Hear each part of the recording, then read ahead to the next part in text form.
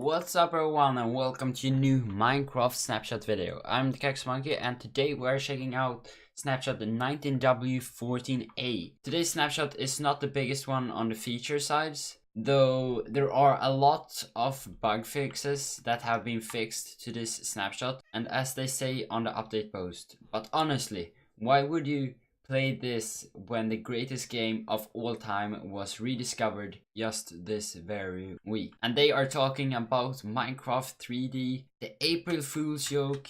I'll link a card up to the right if you want to check my video out on that. But enough about that, let's get into today's snapshot. So the cats that are in villages does not only spawn at world generation, instead they will spawn naturally, but it should work like passive mob spawning, etc. So I'm now launching up a raid here because pillagers should no longer be able, and I made this little testing chamber here for a villager and a pillager. Right now he should be able to see this villager and attack it, though he can't open the door. Let's do the same testing with a vindicator. Yeah, as you can see there, the vindicator can go through and kill the villagers while the pillager can't.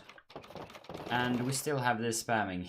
And that is all the news that we have gotten in today's snapshot video. Though there are some stuff that I have been missing, so I'm going to cover them right now. Over here we have a little structure that is 1.5 blocks tall. Previously we could not go through this even when sneaking, but if I show my hitbox and go into F5 mode like this, then you can see that our hitbox have now been smaller. Previously it was about 1 to 2 pixels higher, and we couldn't go below 1.5 block gap, but it's now possible, and this will really make some great features for map makers and also parkour. And I have released shift already, and you can see that I'm staying in shift until I go out. I now have the hero of the village effect, and you get this effect after killing off a whole raid. This will lower villager prices. As you can see here, we can get this down to 1 rotten flesh for an emerald, and occasionally the villagers will also give me some goodies. And if I spawn in some baby villagers, first of all they can be spawned in again, and villager breeding is a thing. These small little villagers, instead of giving a gift due to the profession, instead they will give me red flowers or poppies. And there you can see I also got some wheat seeds, books, and redstone dust from those villagers, though the small guys doesn't really like me, it looks like.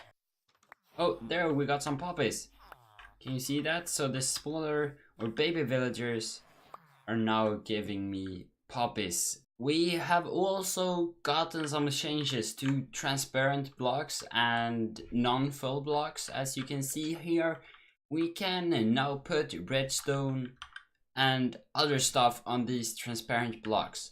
This got updated a week ago, and previously leaves could also have comparators etc on them, but that's no longer possible. This change also turned on mob spawning on glass, glowstones, sea lanterns and leaves etc for one snapshot, because they made them practically full blocks, but that's no longer the case. We can go through each block here and you will see what will be able to be placed on it, and here on the side you can also see what we can place on the sides of the blocks. Blocks with a hole inside of them won't be able to have redstone dust, buttons, levers and torches on top of them, but they can have repeaters and comparators, as you can see here. Blocks that isn't full on the side except the cursed flower can have a torch at the side of them. We also have an interesting thing here with the trapdoors. Apparently this can float, but if we update it, it won't. Though repeaters can float if it doesn't get an update there. That's interesting.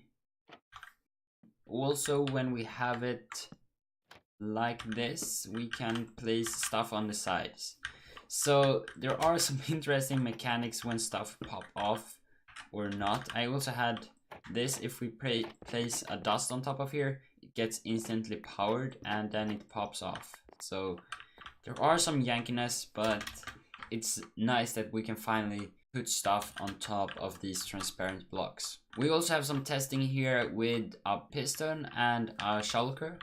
You can't power a piston from here, but we can power it from the side, and then it will make a really fast pulse and pop the button off.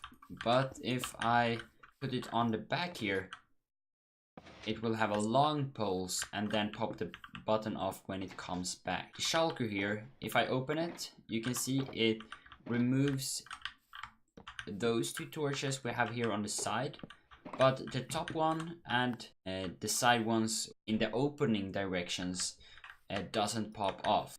We can do it like this as well, and you can see that the side ones pop off but not the top one.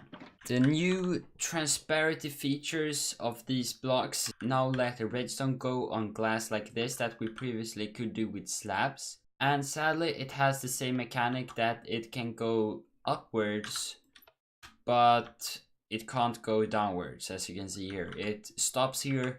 Even if it's connected, it won't go downwards. And that is going to be it for today's Snapshot video. If you liked it, then please leave a like and don't forget to subscribe to not miss more Snapshot videos. I'm pretty sure that pre-releases will come out really soon though, because it's mainly bug fixes now. To not miss them, don't forget to subscribe, and I will see you around later. So see you and goodbye.